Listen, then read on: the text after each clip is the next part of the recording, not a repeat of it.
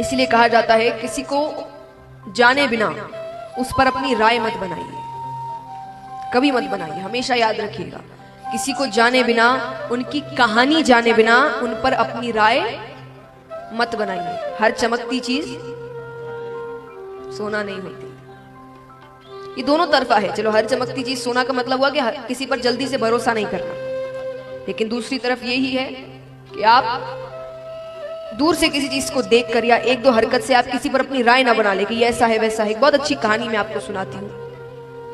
एक बार एक माता पिता अपने पुत्र के साथ ट्रेन से जा रहे थे, तो सामने वाली सीट पर एक पति पत्नी बैठे थे और बेटा यानी अच्छा बड़ा है, 19-20 साल का लड़का है।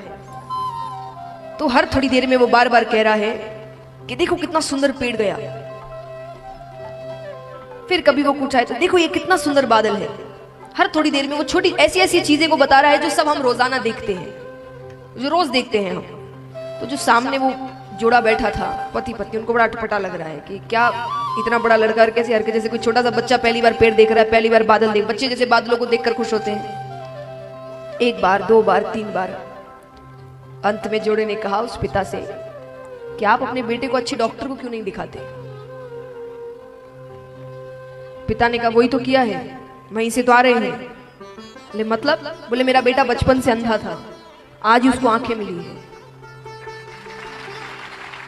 इसलिए उसको हर एक चीज इतनी अच्छी लग रही है, क्योंकि वो पहली बार देख रहा है इस दुनिया को, इन रंगों को।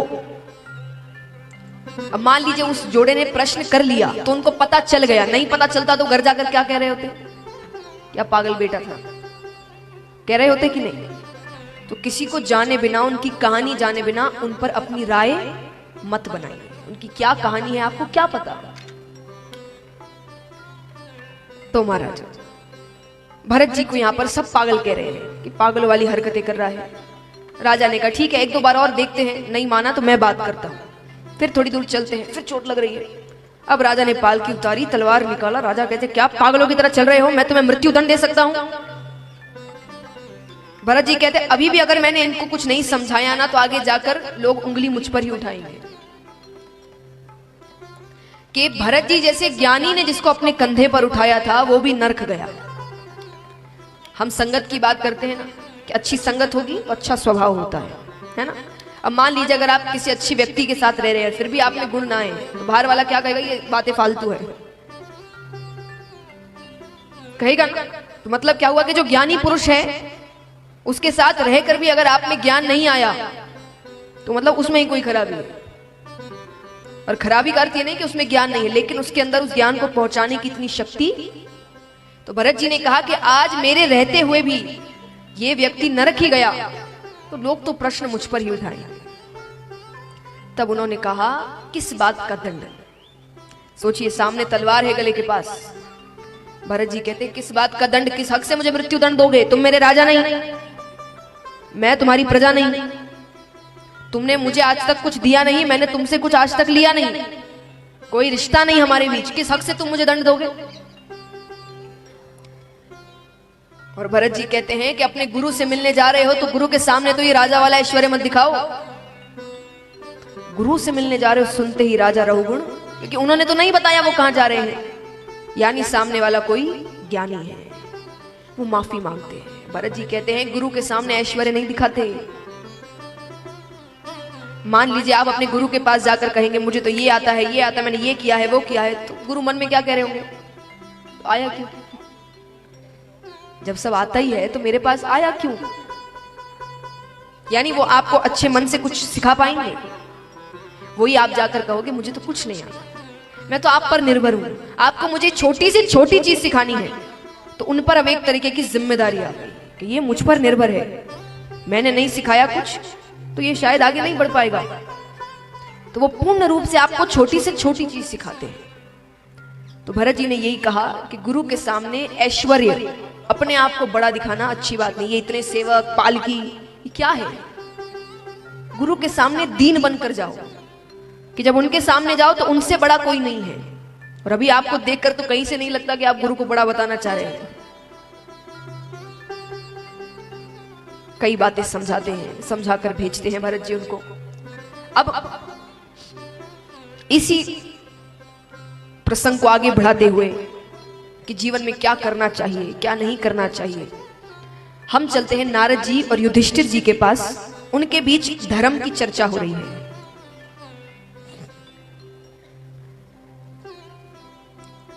धर्म क्या है, ये सारी बातें। अब भरत जी के वंश में होते हैं गया नामक राजा। विष्णु भगवान के बहुत बड़े भक्त थे, लेकिन एक बार शिकार खेलने जाते हैं। शिकार खेलते खेलते गलती से तीर चलाते हैं। वो हिरण को तीर मारने वाले थे, तो हिरण के धोखे में मारा हुआ तीर एक ब्राह्मण को जाकर लगता है। ब्राह्मण ने मरते मरते श्राप दिया कि तुम राजा हो पर कार्य तुमने असुरों वाले किए। मैं श्राप देता हूं, तुम असुर योनि को ही प्राप्त हो जाओ। श्राप मिलते ही गयासुर का शरीर, गयासुर यानी जब तक राजा थे तब तक गया नाम था, असुर बनने के बाद नाम पड़ गया गयासुर। तो गयासुर का शरीर 5 कोस तक फैल गया, 5 कोस तक। लेकिन क्योंकि विष्णु भगवान के भक्त थे तो उनकी बुद्धि भ्रष्ट नहीं हुई। जो भगवान के भक्त होते जल्दी से उनकी बुद्धि भ्रष्ट नहीं होती। वो राज्य छोड़कर चले गए वन की ओर। उन्हें लगा प्रजा डर जाएगी मुझे ऐसा देखकर। वहां पर तपस्या करते हैं। ब्रह्मा जी बड़े प्रसन्न होते हैं। क्या वरदान चाहिए? बोले मुझे वरदान दीजिए कि मेरे दर्शन मात्र से जीव का कल्याण हो जाए। अभी तक उन्हें जो डर था कि लोग उन्हें देखकर डर जाएंगे, तो उन्होंने वरदान ही ऐसा मांगा कि लोग दूर दूर से उनको देखने आते थे, कि जो उनके दर्शन कर ले वो नरक ना जाए, वो स्वर्ग जाता था। ब्रह्मा जी ने कहा तथास्तु। अपने राज्य वापस आते, बात आग की तरफ फैलती है। अब पापियों की मौज थी। अब वो जी भर के पाप करते। अंत समय में बस जब लगता कि कुछ समय है, कुछ ही दिन बचे हैं, गयासुर के दर्शन करते और स्वर्ग की प्राप्ति होती। नरक खाली होता गया, सब स्वर्ग जा रहे हैं। भगवान कहते ये तो संतुलन बिगड़ रहा है। तो भगवान नीचे आते हैं। भगवान ने गयासुर से कहा कि गयासुर, हमें एक बहुत पवित्र यज्ञ करवाना है। बहुत यानी उस स्थान पर कोई आ जाए तो स्वर्ग मिले। तो कोई जगह तुम्हें पता है क्या? भगवान जानते थे गयासुर जवाब क्या दे सकता है, इसलिए उन्होंने उनसे ही पूछा। गयासुर कहते हैं मुझसे ज्यादा पवित्र अभी कौन हो सकता है, जिसके दर्शन मात्र से स्वर्ग की प्राप्ति होती है। मुझ पर यज्ञ करिए। क्योंकि उनका शरीर भी 5 कोस तक फैला हुआ था। भगवान उनके वक्ष स्थल पर जो भारी हवन कुंड है वो जोर से रखते हैं, कुछ नहीं होता। यज्ञ आरंभ होता है, अग्नि इत्यादि, उनको कुछ भी नहीं हो रहा। अंत में भगवान ने कहा अब मुझे मारना पड़ेगा तुमको,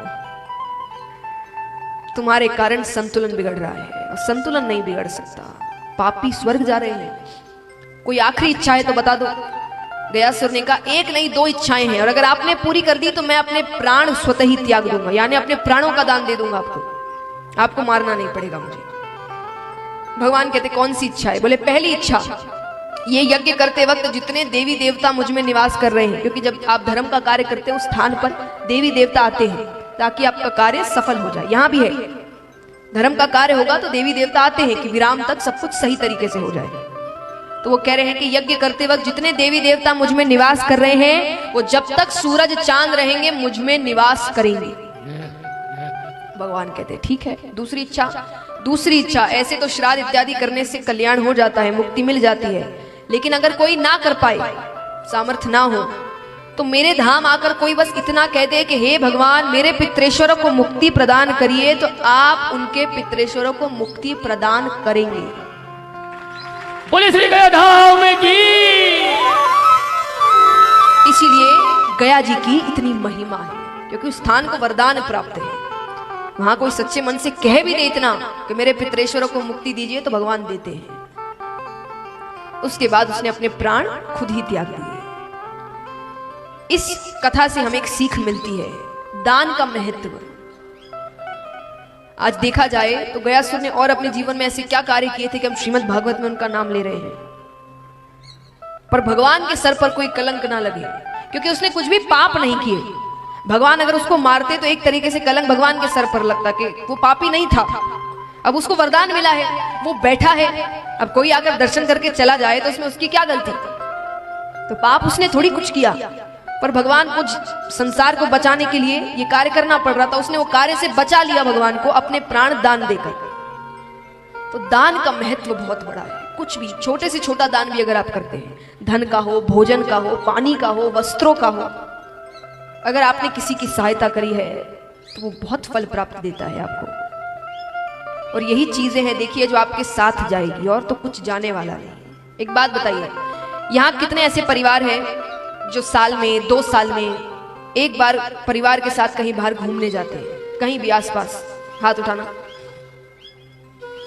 चलो अच्छी बात है। और कौन ऐसे हैं यहाँ पर जो मान लीजिए शादी दूसरे गांव हुई है तो हर साल गर्मी की छुट्टियों में अपने पीहर मायके जाते हैं?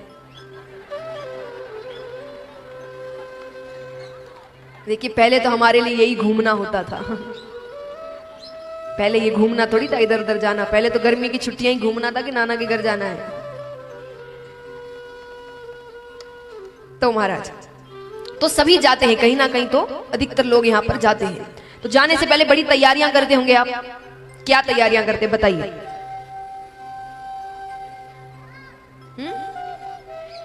नहीं, पहली तैयारी, अच्छा आप बताएं, वो शायद तैयारी वो आप करते हैं। सबसे पहले क्या करते हैं? टिकट, क्योंकि जितनी जल्दी उतनी सस्ती। तो सबसे पहले तो टिकट बनवाते हैं। फिर उसके बाद जब दिन पास आने लगते हैं, तब अगर बाहर घूमने जा रहे हैं तब तो अपनी शॉपिंग, किसी और के घर जा रहे हैं तब तो अपनी शॉपिंग और उनकी शॉपिंग, क्योंकि उनको भी कुछ ना कुछ देना है। तो सारी सबकी शॉपिंग शुरू हो जाती है, कपड़े खरीद रहे हैं, ये खरीद रहे हैं। अब जब जाने का समय आता है तब पूरी पैकिंग कर रहे हैं, खाने का सामान, पानी की बोतल्स, ये रखे वो रखे, 10 चीजें। और कितने दिन के लिए जाते हो ये?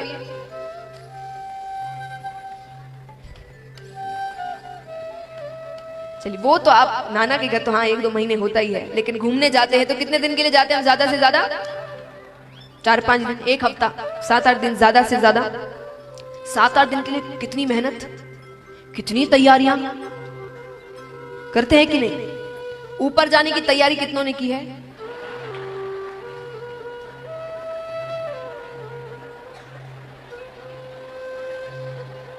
वहां ये ट्रेन की टिकटें, फ्लाइट की टिकटें काम नहीं आती, वहां पुण्य की टिकट काम आती है। कितने पुण्य किए हैं,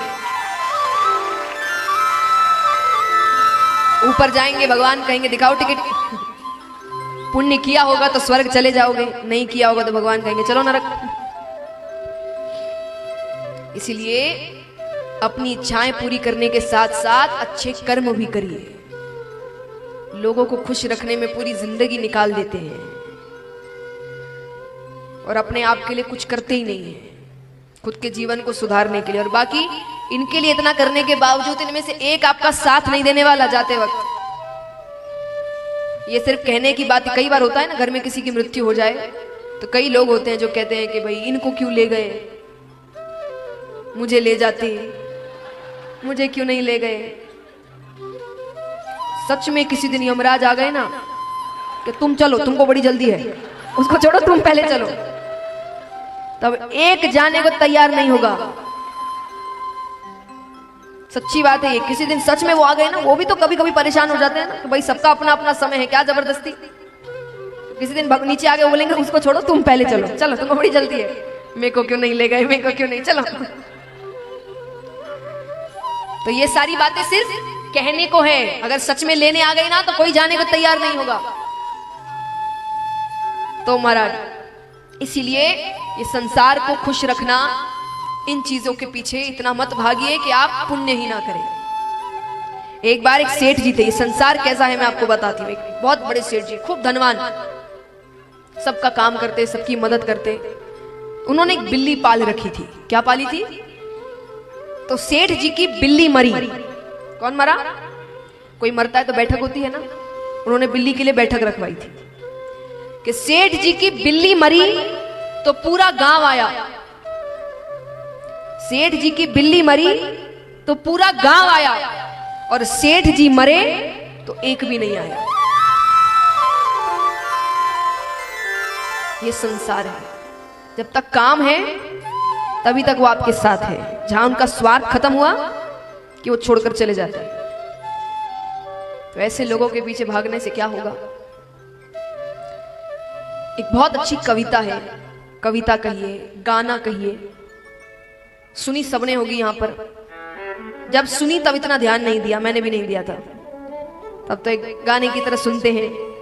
पर जब आज का समय देख रहे हैं ना, आज के लोग देख रहे हैं, जो स्वार्थ हो गया है, तो उनको देखकर समझ आता है कि ये कविता कितनी सटीक बैठती है आज के समय पर।